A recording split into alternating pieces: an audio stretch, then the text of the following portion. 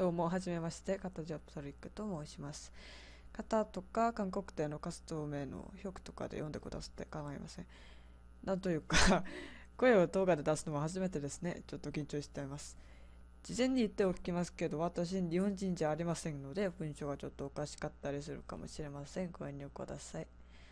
で、今回ね、背景のメイキングが見たいと頼まれまして、このように動画を撮ることになりました。では早速始めましょうか。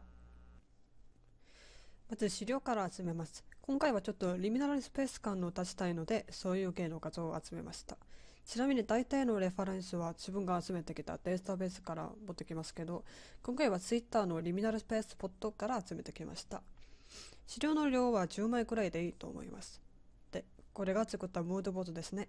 これらを元に描いていきましょう。多分これだと絵の背景は室内になりそうですね。なので今回のスケッチはブレンダーを使います。これはブレンダーのチュトリアル動画ではありませんので詳しく説明はしません。でも結構使いやすいし、一度慣れるといろんな方面に役立つので、興味ある方はぜひ学んでおいてほしいところです。頑張って作る必要はありません。大体の構図とライトを測れるくらいでいいと思います。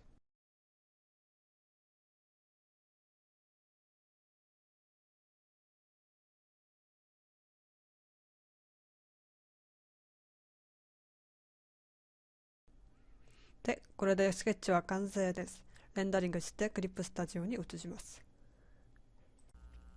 はい、クリップスタジオです。ここからはただパスをコピーしてトレースするわけです。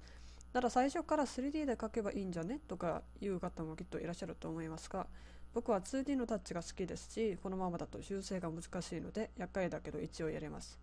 レイヤーを分ける際には物体ごとを作成するより一緒に塗ってもいい面ごとに作っております。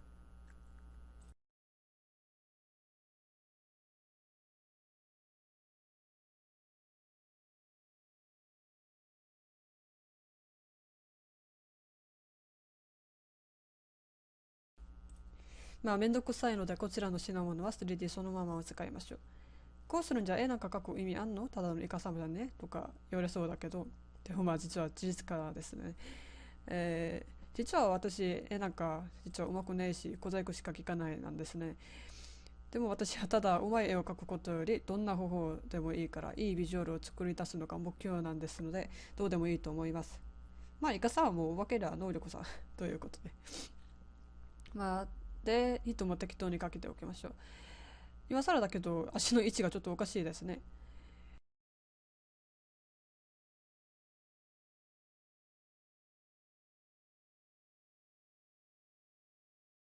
全部書き終わったら今回は Photoshop へ移します。はい、Photoshop です。ここからが僕の得意加工です。軽く光などを加工した上、カメラローで色を補正します。今更だけど別のウィンドウを扱いされて全然画面に映していませんね。とにかくこちらが色補正の結果ですけど、もし Adobe のライセンスのない方はスマホのライトルームアプリを使いましょう。ほぼ同じの機能を無料で使えますからぜひ。その上 LTT を使ってまた補正します。こちらはいわゆるフィルターですね。私は自分の作ったプリセスとインターネットで買ったものを一緒に使ってます。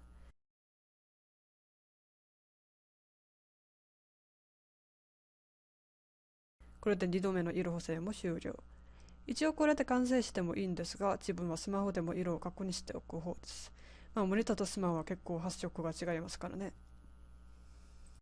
そしてスマホで見た色を元にまた補正して完成です。時間は2時間半ぐらいかかりました。普通のお絵描きとはちょっと違う方法ですが、ぜひ参考になってほしいですね。では皆様ご視聴ありがとうございました。いずれまた参ります。